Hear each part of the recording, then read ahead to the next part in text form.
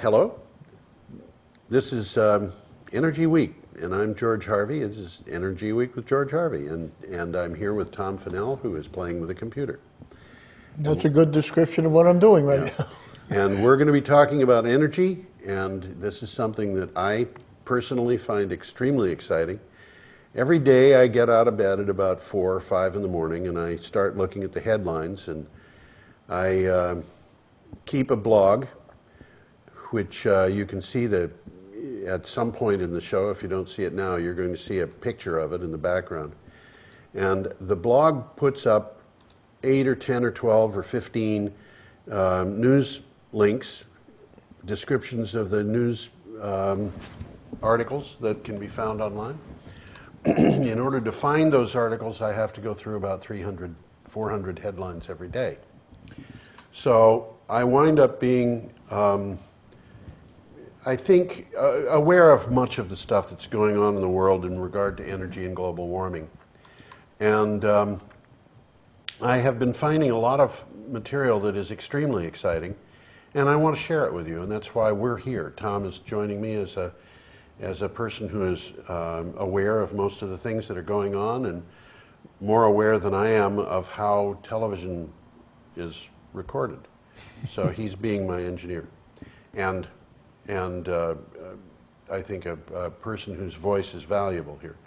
And what I want to do is I want to start out with some of the things that have happened in the last month or two. We're going to do this every week, hopefully, and talk about events in the last week. But since this is the first program, we're going to talk about events that have happened farther back. And one of the things that I think is among the most exciting things that I've read about in energy in the last month or 2 months is a letter that was sent out by a nonprofit organization or from a nonprofit organization in Boston called CERES, C-E-R-E-S.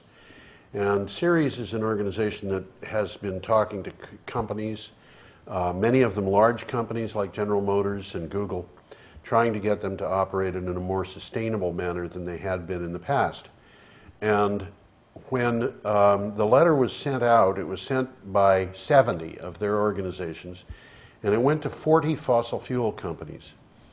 And it told the fossil fuel companies that they were going to, the 70 companies that signed it, were going to pay attention to what was happening in the next stockholders meeting, and they wanted an explanation of how those fossil fuel companies are going to survive in a world that is being affected by global warming, where the climate is changing. People are going to have ideas changing about what should be done with oil and what should be done with natural gas and coal. Opposition to use of those products is going to be increasing. Competition from renewable sources is increasing. Efficiency is increasing, which means the market is declining. What are they going to do to survive in a world of global warming? And that's going to pose a problem for the fossil fuel companies, because they're going to have to admit that there is global warming in order to talk about global warming, on the one hand. But on the other hand, it's not something they can avoid, because the 70 organizations that signed the letter are investment organizations, most of them retirement organizations and things like that, with combined assets of $3 trillion. And when you've got $3 trillion staring you in the face saying that they may dump your stock, it becomes a problem.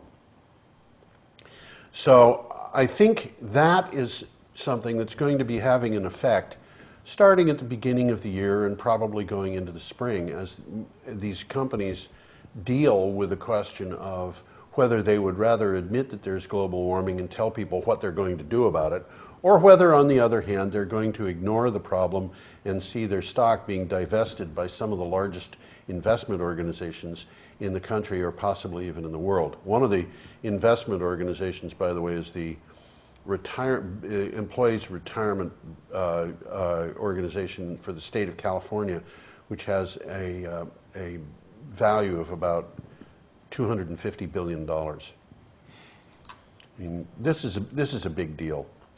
And this is flying under the radar. And this is the thing that's really kind of amazing to me, is that it appeared in mainstream publications, but not many. Yeah.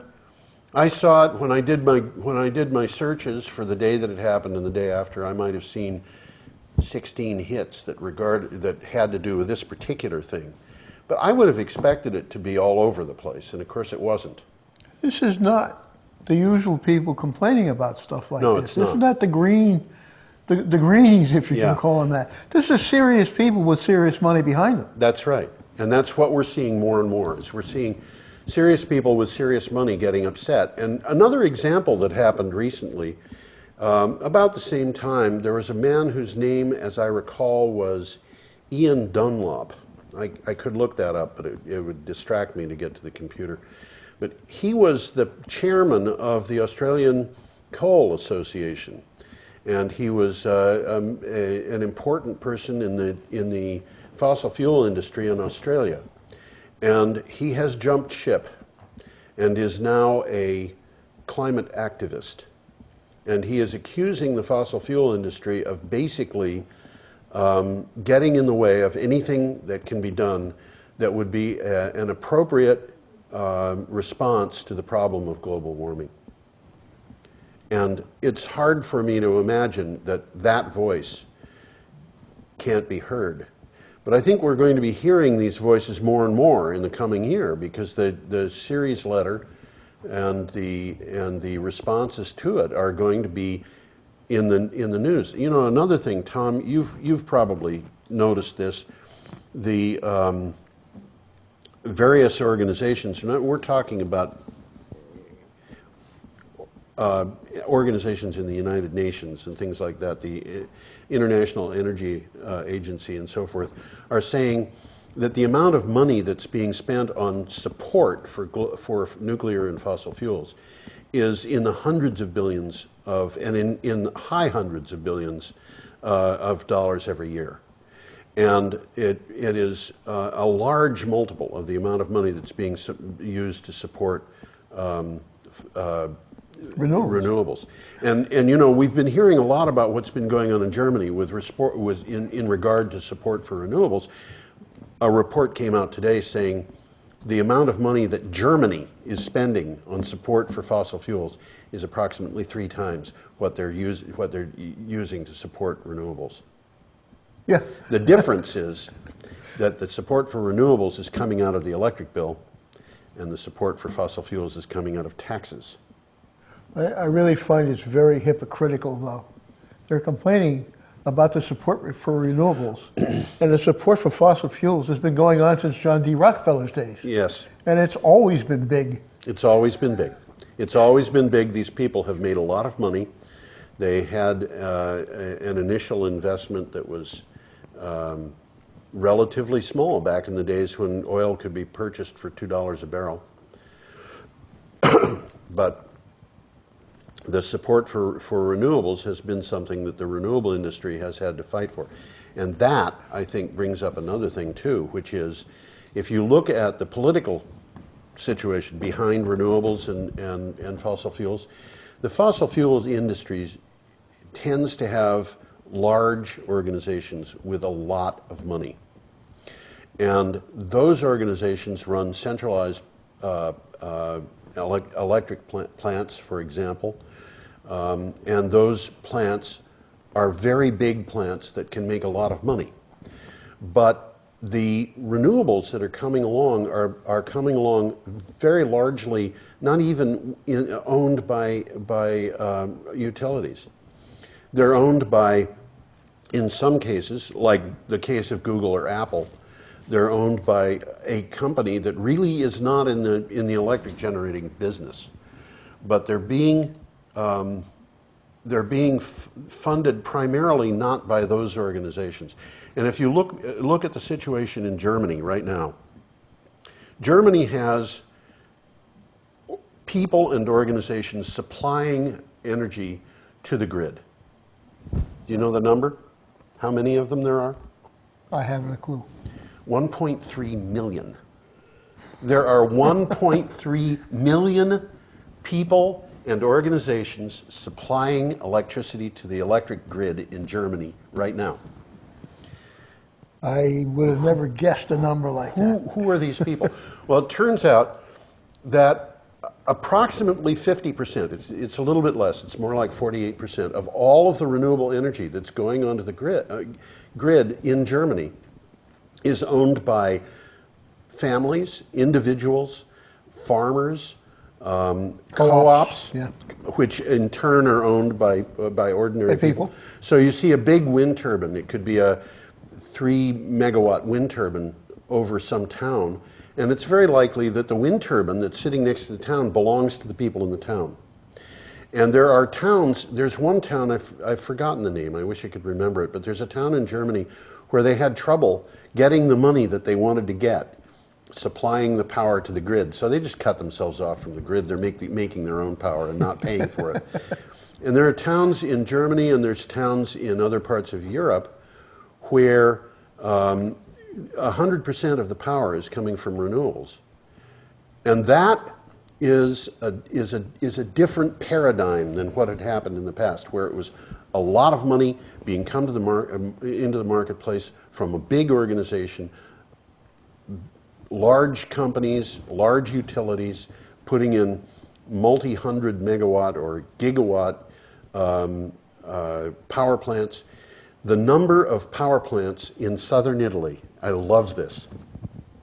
In the daytime, solar power comes to market, and it comes to market at precisely the same time that the peak demand comes along. Well, what's the effect of this? This is really kind of amazing.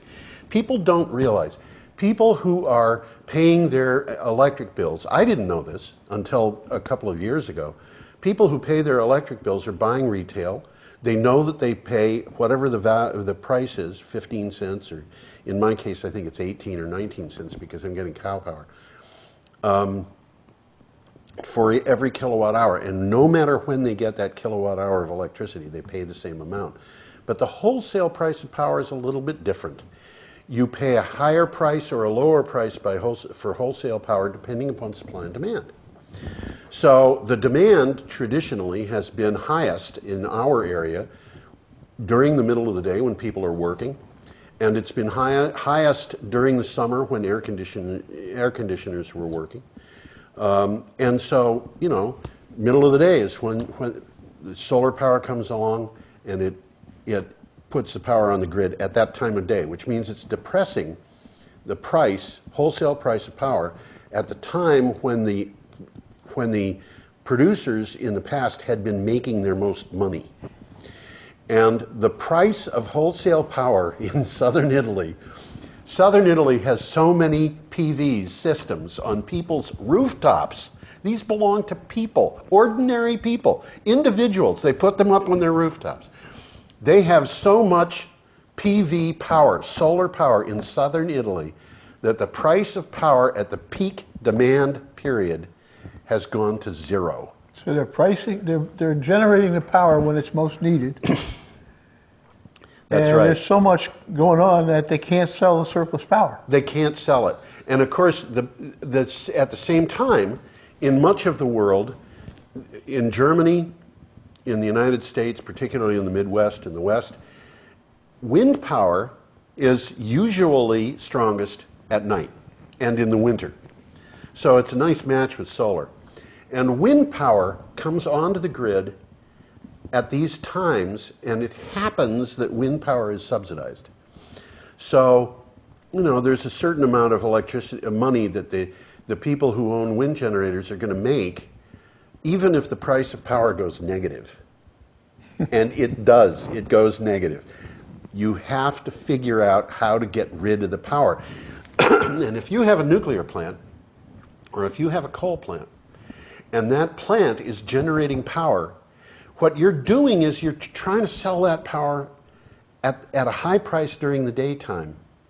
And you're trying to you have to keep the plant going all night long at full steam because it takes more than a day to get it up to full steam. So you can't shut it down at night. And the power that goes onto the grid at night is sold for a very low price. Well, when wind comes along and it's subsidized, the people who are generating wind power can say, I don't care if the power goes negative. You know, as long as it doesn't go below, you know, negative 20 cents per kilowatt hour, I'm golden. They're still making money. They're still making money. Well, the nuclear plants and the coal plants are finding themselves having to pay people to take the power away at night. Because if you don't do something with power, it's going to fry something. Yeah. You see? So that's what negative power really means. That's right. And the lowest power price I've seen so far in Germany is negative $100 per megawatt hour. And they have done it more than 20 times this year, that they've actually got to that price. Negative $100 per megawatt hour. This is a problem for a utility because that's running a coal burning or a nuclear plant. And then what's happening is they are keeping that power on the grid because they're going to make a lot of money when the peak demand comes up during the daytime. And guess what, gang? The price of power is being killed during the daytime by photovoltaics. And as we develop more and more of this, the utilities are getting more and more upset. And they're This is a kind of a leveling thing, isn't it? It is kind of a leveling thing, and it's a very scary thing. And you know, it's kind of a revelation to me to see the people at Green Mountain Power in Vermont talking about a utility today has got to come up with a new business plan. Entergy, which runs Vermont Yankee, came up with its business plan for the next 20 years in a stockholders meeting. I think it was a stockholders meeting. It might have been just a board meeting, but it was earlier this year. And their plan for the next 20 years is basically we have always made money with coal, natural gas, and nuclear. We know how to make money. It's reliable. That's what we're going to do for the next 20 years. No new business plan, and honestly, I don't see how they're going to be able to survive in the future. Now, I don't know if you noticed it, but today in the news, they said that there was going to be a layoff at Plymouth. Okay. That's the first of many. No, Vermont Yankee was. They had a layoff at Vermont Yankee not very long before they announced that they were going to close the plant. And of course, Plymouth has been offline enough that the Nuclear Regulatory Commission has been upset about it. You know, they're saying, why is this plant not running? And it's because of this issue or that issue. You know, and in truth. The reasons why Plymouth has not been running are not entirely a matter of anything that was within the ability of Entergy or the people who work at Plymouth to do anything about, because they were having problems with the off-site power system, having to, you know, lines were being replaced and things like that. It was a big deal, and they had to go offline because they didn't have a connection to the grid that was what they needed in order to run. But you know, it's a problem, and the lowest price for power I've seen in the reports that I've read in the last 2 years is negative $100 per megawatt hour. The normal price is about $65 to $85 per megawatt hour in different parts of the world. The highest price, you want to take a guess? Just lay it on me. $11,000 per megawatt hour. Wow. Wow. Wow. Why did this happen? That staggers the imagination. It staggers the imagination. All right. There was a coal burning 700 megawatt plant in Australia. You know, 700 megawatts is just a little bit bigger than Vermont Yankee, and that coal burning plant suddenly went down. Completely unexpected. But in Western Australia, you know, they don't have power plants all over the place. They're relatively few and far between. And so the effect of this on the grid was different than you would expect it to be in a place which is more densely populated. But when that power plant went offline, the price of power jumped from about $75 per megawatt hour in the course of 5 minutes to $11,000. And then it settled back from that high price for spot power to about $2,000, and it maintained that price for a little while. Now, how does this happen? Is this done by computers, or is it a bunch of guys with green eye shades yelling at each other? I think, honestly, it's hard to know because, you know, green eye shades yelling at each other, it works. And computers, unfortunately, that works too. I think it could happen either way. But it's somebody who's buying, somebody who's selling. You know, it's going to look like somebody on the stock market floor yelling back and forth about the price of power. And what's happening today is that renewable power is growing worldwide at a phenomenal rate. And and we're going to have to get into the business of grid stability because that's an entirely different issue than most people think about. But grid power is growing, renewable power is growing at a phenomenal rate. It's you know, I'm seeing figures of 100% per year growth in capacity in some parts of the world. And I'm seeing figures in the United States, you know, 25% for wind, 75, 80% for solar. Solar power is not a big part of the market right now. But at 80% per year growth, it doesn't have to go very far to become a big deal. And that is coming online at a time when there's no fuel involved. Nobody has to pay oil to keep this thing going. Nobody has to pay for uranium. It just comes on. And they're actually telling, you know, like All Earth Renewables has a wind farm that had to have its power cut because there was no place to put it on the grid. And this happened here in Vermont. It happened here in Vermont. And David Blittersdorf, who was the head of that organization, I think, was very upset about it, and I think rightly so. What is happening is that, unlike what most people think, it turns out that solar and wind, solar and wind are actually, in some respects, more reliable than nuclear and fossil fuels. Now, how has that happened? Okay, this is a really interesting thing, and it's really interesting where the effect is. We hear about wind being unreliable because the wind isn't always blowing, and solar being unreliable because the sun isn't always shining. Okay. Nuclear is unreliable because we don't know what the price of nuclear fuel or upkeep or what changes are going to have to be done to keep the plant open or what are going to have to be done in the next 10 years to keep a plant open. And these plants are extremely expensive. You know, I mean, Hinkley Point in the UK, they put up 2 reactors and they had to agree to a price of $26 billion. And that wasn't enough to get the investors to say, yes, we'll do it. Didn't they sign a contract for the power at some ridiculous price? Yeah, double the normal rate. They signed a contract saying, we're going to take the normal rate, we're going to double it, we're going to adjust for inflation, and we're going to let you take that rate for the next 35 years. And that wasn't enough. So how did they get this plant built? It's really simple. They brought in Chinese investors who were willing to take on part of the risk. They were willing to go into a risky business to get 2 reactors built. Now, I have to admit, these reactors were not small. They were big. And the 2 reactors, between them, are almost exactly 5 times the output of Vermont Yankee.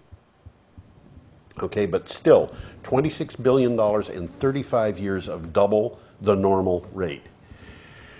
Okay, fossil fuels. Tell me, Tom, what's the price of oil going to be 5 years from now? I'll tell you what it's not going to be. It's not going to be cheaper. Yeah, I think that's probably true. And the information I'm seeing from fracked wells is that they reduce their output by about 10% per month on average. Mm-hmm. That does not bode well. I don't think it does, and there's some feedback, not feedback, kickback in the areas that they're fracking. That's right. And the People oil are companies unhappy. or the gas companies aren't living up to their contracts. Yeah. And the farmers are all that. They're expecting a big check for the month of $1,000 or so. They get a check for $80. And northeastern Pennsylvania is sort of leading the fight there. There's a revolt going on there. You know more about this than I do. You should talk more about it because that's interesting stuff. I don't know much in the way of facts. Okay. I know we're talking about like Binghamton, New York, like about 50 miles south of that. Through Scranton and stuff? All the way down to Scranton. Yeah, that's an interesting area. You drive through Scranton and you look at some of the hills they've got. It's beautiful country. Yeah, except some of those hills glow at night. These are mounds of stuff that was brought out of coal mines. Yeah, and the coal in them gets ignited, and they glow at night. It's not good. That's literally true. Yeah. Yeah. But I wanted to mention something. Go ahead. Radio and TV commentator Tom Hartman. Okay. He spends a fair amount of time every year in Bavaria. He's got business interests over there. And cool. Maybe even relatives, I don't know. But Yeah. he goes over there, and he's been going over there every year about the same period of time, about the same time of year for the same period of time. Yeah. And he showed a number of pictures of this beautiful little Bavarian town over maybe something like 10 years. Yeah. And here's this little town, and every year he shows a different picture of the same part of town. There's more blue roofs. That's funny. And now it's almost all blue roofs. And this is all solar, and it's all being done individually by these people themselves. Yeah, that's right. There's nothing in this world that is more democratic than solar power, you know. And there are Tea Party organizations that are behind it because of that. They're saying solar power and co-ops that are running wind and things like that are exactly the way to go because they give individual people control over their own futures in terms of power. But the nuclear and the coal industry are under pressure because the bankers are seeing solar and wind as predictable over a 20 or 30-year period. One thing, you may not know whether the wind is going to be blowing in 5 days. You may not know how strong the sun is going to be in sunshine tomorrow or the next day because the clouds may or may not be here. But one thing that you know is that day after day after day, that thing is going to be working. In all probability, it's going to go. If there's a problem, it's not going to be expensive. And there's no fuel. So the price is very predictable. Right there. There's and no fuel. This brings us into another thing, which is how reliable are solar and wind on the grid. Well, there was a big grid in Long Island that announced, I think it was about 2 months ago, they were going to have I think it was a $250 million extension of the grid, improvement of transmission lines, and they decided they didn't need to do it. The reason why they had thought they would need the lines was because people were moving farther and farther east on Long Island. And so the demand for electricity was moving east. They didn't have generating facilities out there that would be able to pick up the demand. So they were looking at the possibility of spending a whole lot of money on transmission facilities. And what they discovered was people are putting in solar farms. And the solar farms are putting their power on the grid at peak demand time. And they're putting it on the grid in a manner which is distributed. Mm-hmm. It's all over the place. Mm-hmm. You don't need big transmission lines. Mm-hmm.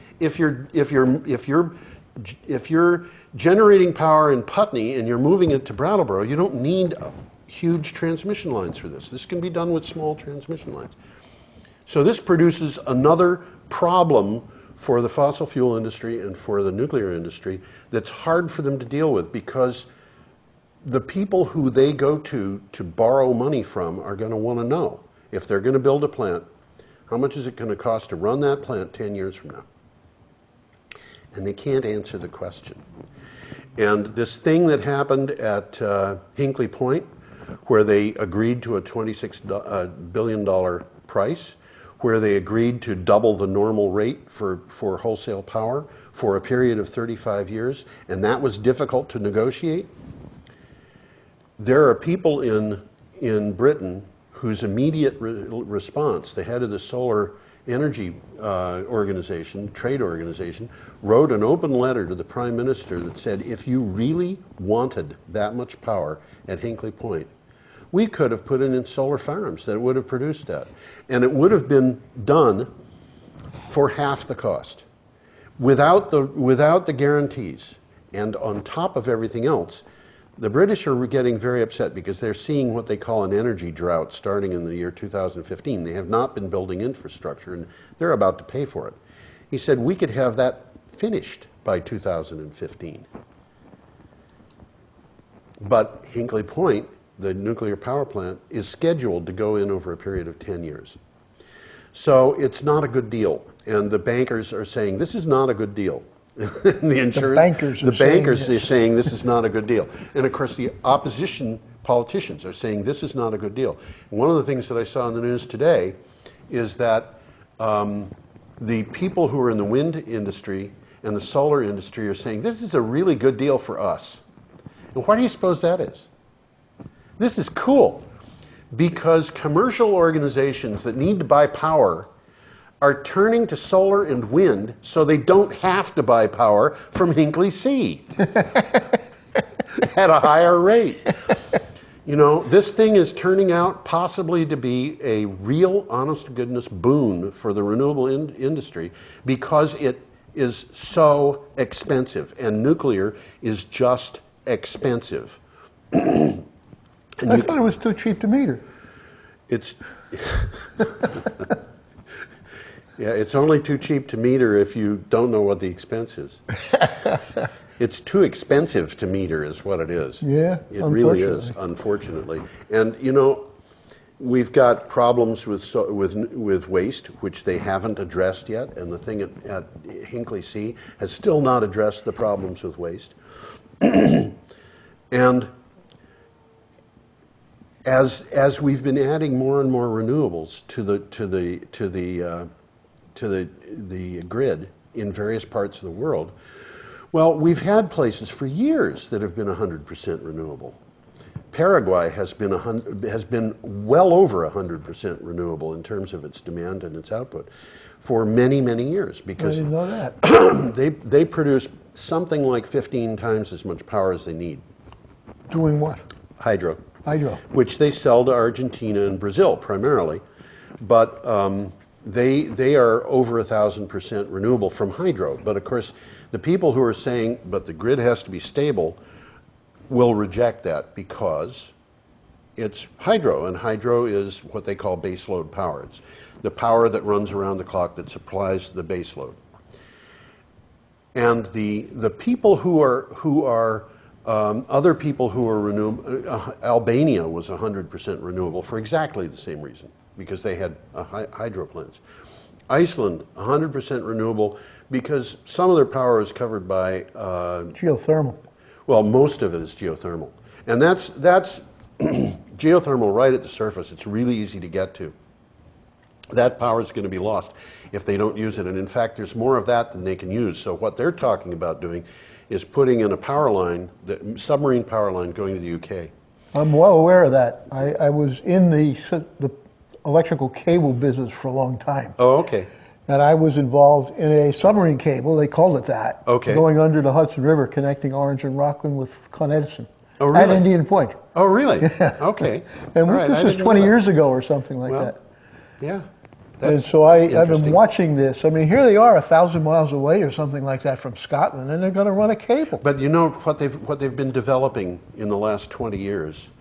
In 1996, I have read at the DOE site, their projection was or their statistic at the time was that the current generation of cables lost 6.5% of their power in each 1,000 miles. So they were saying it's not cost effective to transmit high voltage DC more than 4,000 miles or high voltage AC more than 2,500. Now that was in 1996 with a power loss of 6.5% per 1,000 miles. Since then, we have developed superconducting cables. Okay. And these things, of course, you've got a certain amount of power that you have to have. You got to refrigerate them. You got to refrigerate them, and you've got to make them really cold. But those cables, the cost of power is 2.5% per 1,000 miles. So they are considerably less than half of the line loss. And basically what it means is that we could generate wind power in Tierra del Fuego and use it in Boston if we just had the power line that ran between them. We can generate power anywhere in North America, and we can deliver it anywhere in North America if we've got the cable in. So there is a problem for the nuclear and fossil fuel companies, because it means this demand around the clock kind of thing is no longer a local problem, and the wind is not going to stop blowing everywhere. You're not going to have a dearth of wind over the entire North American continent. No, it's called diversity. I mean, the wind right. is blowing here, it's not blowing there. That's right. It's blowing somewhere. And the same thing with sun. When the price of power suddenly hit $11,000 per megawatt hour in Australia, there are a bunch of Australians who said, you know what? If we had wind turbines all over the place, this wouldn't happen. Because when one turbine goes down, or when one farm goes down, there's going to be others around that are going to step in to generate that power. And it's just not a problem to deal with that kind of thing. So there is another problem. The next problem that they have to deal with is, if you think about nuclear and you think about coal, they're not really good for baseload power. And the reason is because of that thing that we were talking about before, which is they have to generate power all night in order to meet the daytime demand.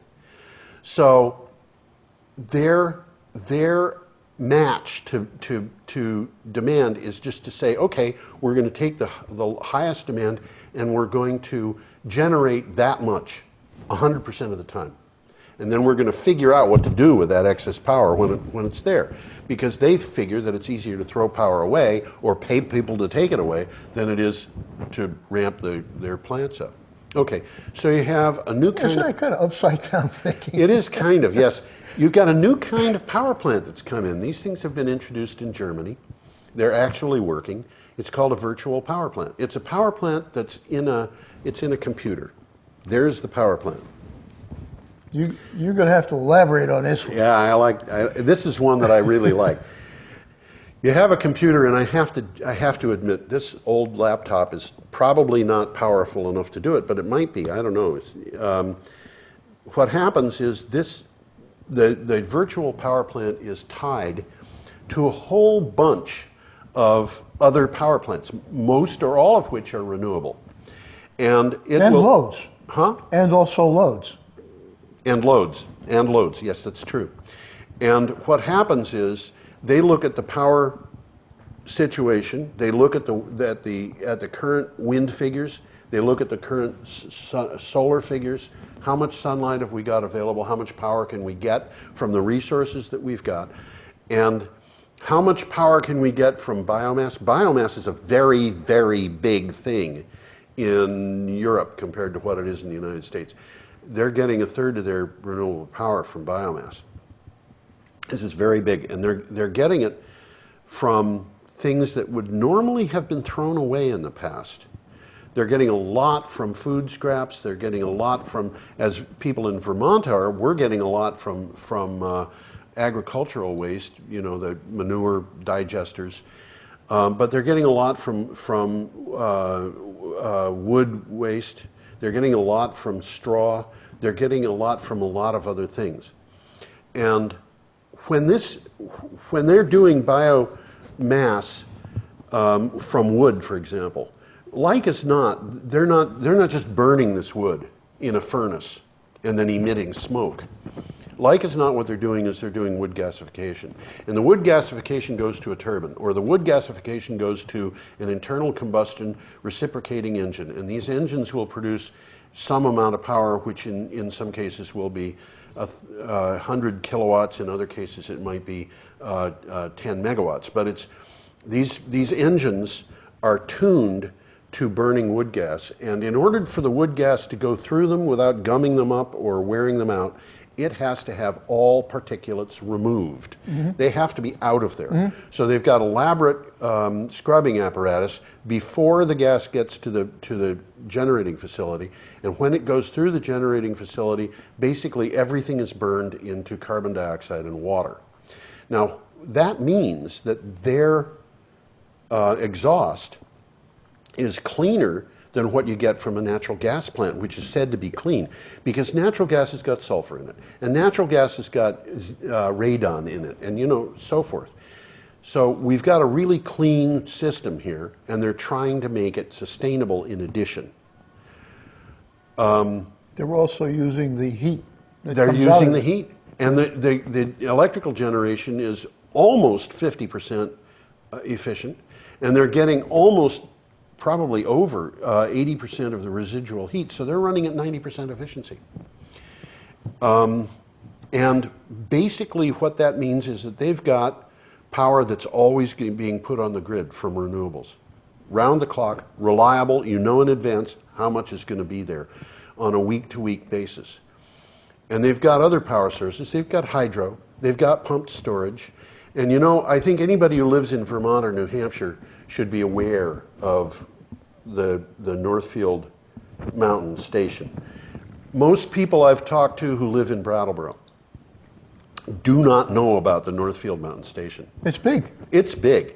And the thing that's beautiful about it is that if you just drive south from Northfield, Massachusetts, toward Irving, right on the border of Northfield and Irving, you come to a place where there's a field, and there's a little sign there. It's not a big sign that says Northfield Mountain.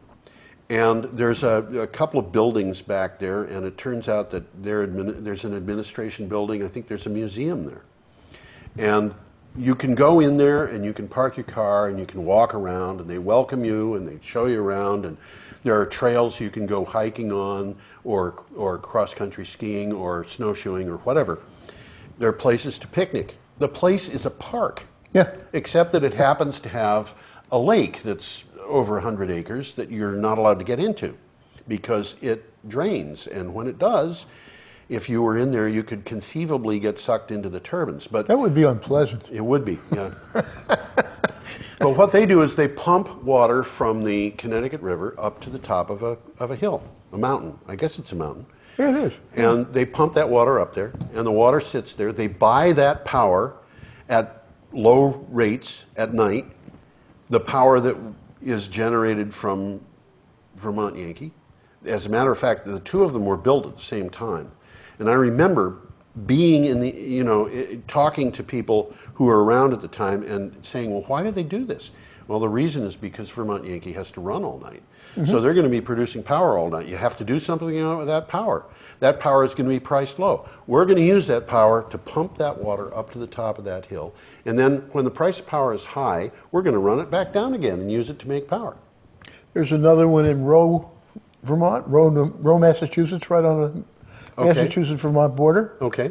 Doing the same thing. It's smaller than Northfield. There's one that's much bigger in West Virginia and supplies power to Washington, D.C. I think I've read about that one, yeah. The interesting thing about this little kind of gimcrack affair, it almost sounds like a Rube Goldberg thing, is Vermont Yankee is 640 megawatts. Northfield Mountain is 1,080 megawatts. Its maximum output is 160% of Vermont Yankee's. Now, they've been buying power from Vermont Yankee, from the grid, from whoever, yeah. Whoever, and they've been using it, and they've been doing this for 40 years. They were built simultaneously. And why was it built? Because baseload power plants that supply power 100% of the time are not a good match to grid demands. So now we're in a position where Vermont Yankee is going to close. And what do you suppose they're going to do down at Northfield Mountain? Pay more for their power. Well, they may. And they may charge more for their power. But they're going to be buying power as it's available from wind and solar, if that's where it comes from. Wherever it's going to come from, they're going to get it. Absolutely. And that means that there's a power system that matches grid demand built into that. in Germany, that is another option for hydro, because they've got a lot of these systems in Germany. So you've got this computer that's running a virtual power plant, and it's calling for power from different places, and it's saying, you're going to have to furl your wind turbines because we've got power coming from these baseload type things that are always there, but here's the solar, and balances that all out. Meantime, if you've got a smart grid, you can say to the refrigerator or the freezer, you can say to the freezer, okay, we've got a high demand right now, so give yourself an extra 2 or 3 degrees before you turn on. And, you know, instead of varying between 5 degrees and 0 Fahrenheit, we want you to vary between 7 degrees and 2. And that saves power. You say to a car, okay, this is not a good time to get your power. Don't take the power now. We'll give it to you later. It's like an electric car. Yeah, an electric car. Or even, we really need power. We'll pay you for the power if we can take it out of your batteries. And so we're getting to a system where the demand is going to tell the marketplace what to make. So the supply and the demand are a close match. And it turns out that renewable power is a much, much better match in the opinions of a lot of people to the demand than the big baseload plants. It's not something you hear much about. It's not something you hear much about. But last year, and they didn't even include the smart grid into this. They didn't include the virtual power plant. What they did was they just said, okay, if we have these ways of doing things and people are going to call up and say, shut it down or turn it on, what can we do with renewable power? This was done by the University of Delaware and Delaware Community Technical College. Delaware Technical Community College. 2 organizations. I think the technical college was supplying computer support for the analysis that they did. But they did an analysis of renewable power and how much of the time could the United States depend on 100% of its power coming from renewable if the power was available, if the capacity was there.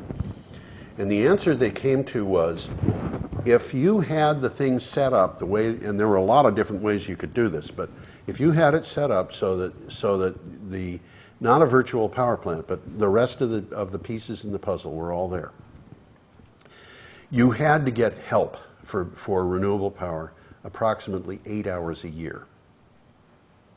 Say that one again? 8 hours a year. They said 99.9% of the time you could get 100% of your power from renewables. And that was actually not just in the report, it was in the title of the report. That's staggering. Yes, I agree. So we've got this thing that's going on where you know, you can kind of look at the hand writing on the wall, and it says, "Fossil fuel industry. If you own stock in this, it's time to divest," for purely economic reasons. All right, here's a good one.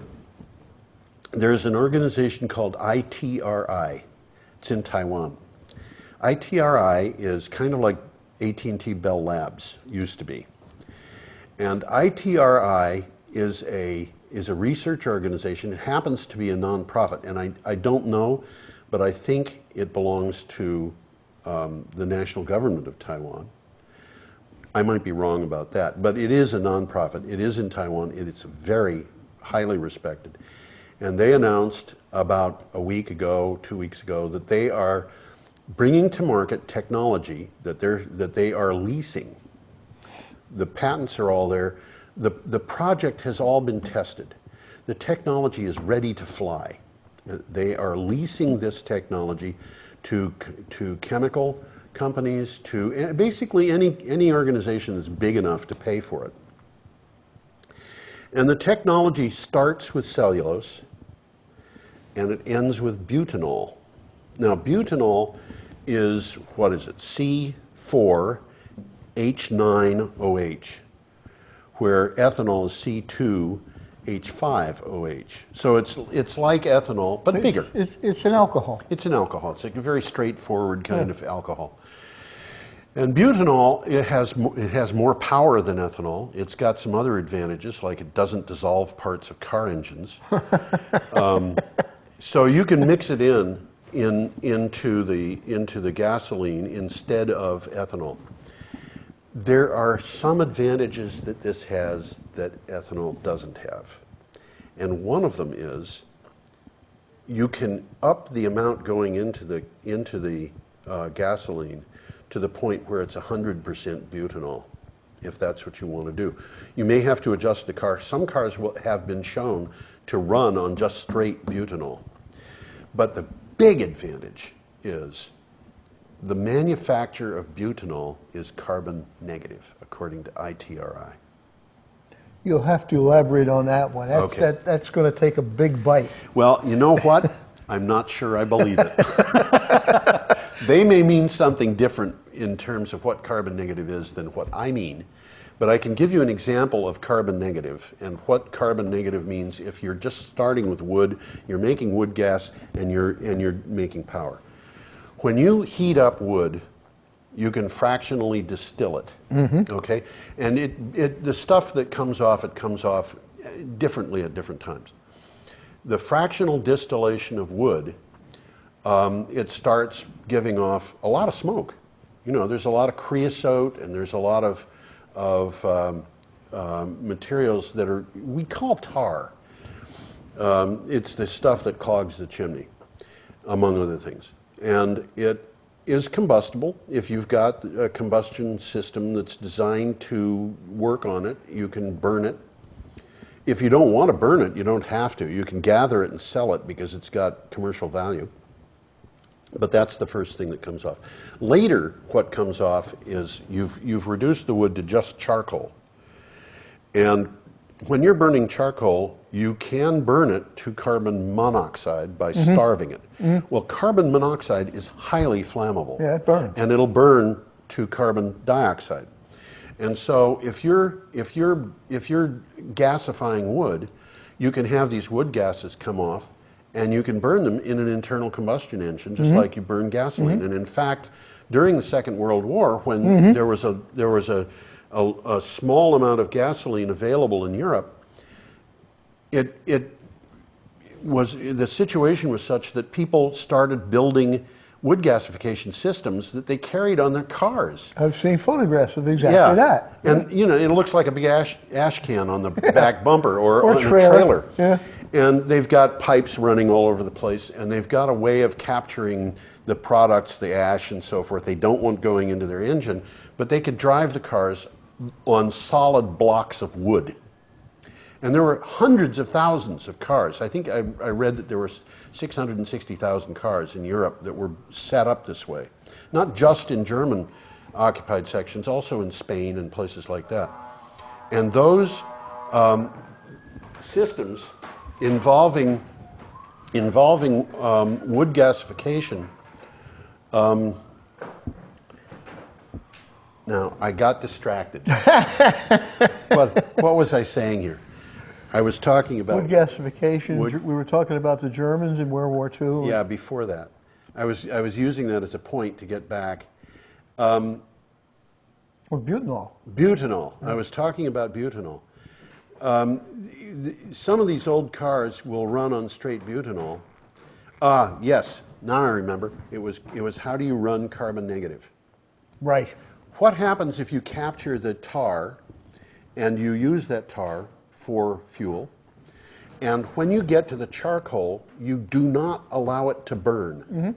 Okay, what this means is you're taking wood and you're converting it, some of it to energy, but some of it is becoming charcoal.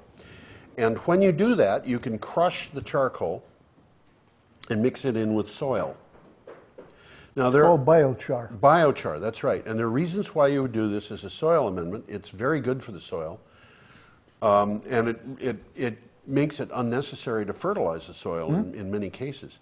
But it also sequesters carbon. So you're actually taking more carbon out of the air than you are putting into it in the process. So that's carbon negative. Well, in the manufacture of butanol, what they're claiming is that they are actually taking carbon out. And I don't know why that would happen, but they're saying it's happening. Personally, I suspect they're playing a little bit of a number here with games here with the numbers, and it may be that what they really mean, according to my way of thinking, would be that the carbon that's sequestered is not there, but they're almost carbon neutral. In any case, their estimate is if we went to butanol using this process in the United States, instead of ethanol, it would reduce our carbon emissions by 60 million tons a year. Wow. That's an appreciable It reduction. sounds like a lot to me. Anyway, I looked at that and I thought, okay, this is going to put pressure on the fossil fuel industry. I mean, it's not going to replace gasoline because we simply don't have enough cellulose to replace all the gasoline we use. But when you consider electric vehicles and other systems that can be used, Diesel.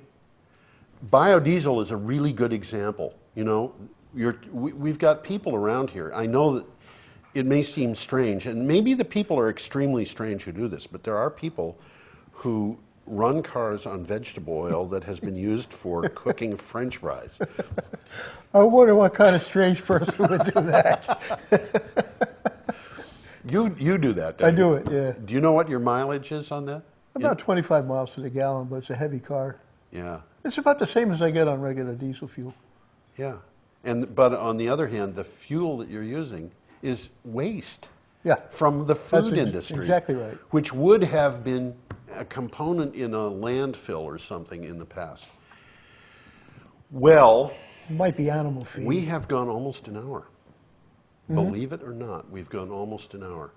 Roland, we've gone almost an hour, haven't we? So what I'm going to do is I'm going to invite anybody who happens to hear this to get involved in my next broadcast. Is it a broadcast if it doesn't go over the air? We'll call it that, We'll call no it a matter what it broadcast. technically is. My next time in front of the camera, I will invite you. And the next time, I think what we're going to be talking about is just the news in the coming week. And I can tell you, I don't know what it's going to be, but it's going to be exciting. See you later.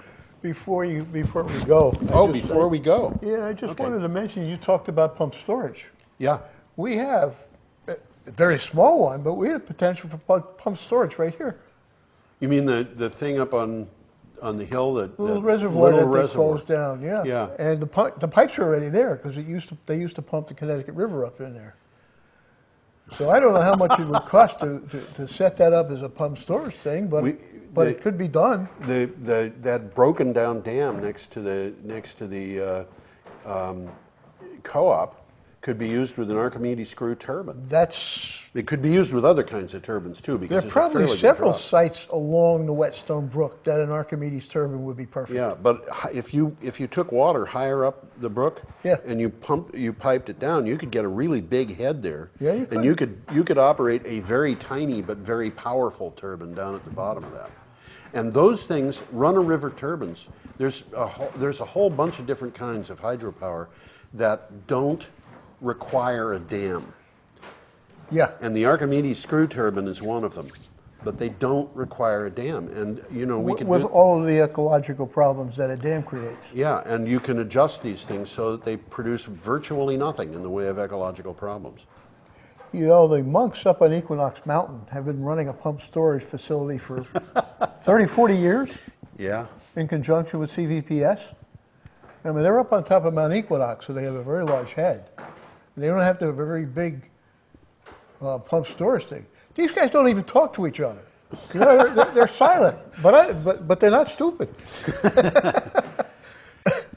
I think we could keep going all afternoon. I think we could. Yeah, especially if I get started. You didn't even get started this time. Maybe No, I didn't get started. Maybe we should start with you next time.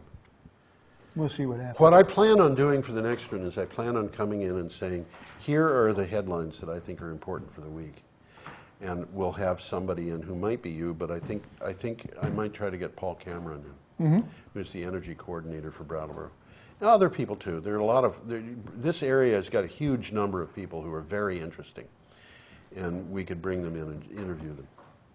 So we are at an hour now, Tom. Well, We're at a full hour. we're at a full hour. I guess It's time to say goodbye. time to say goodbye. Bye.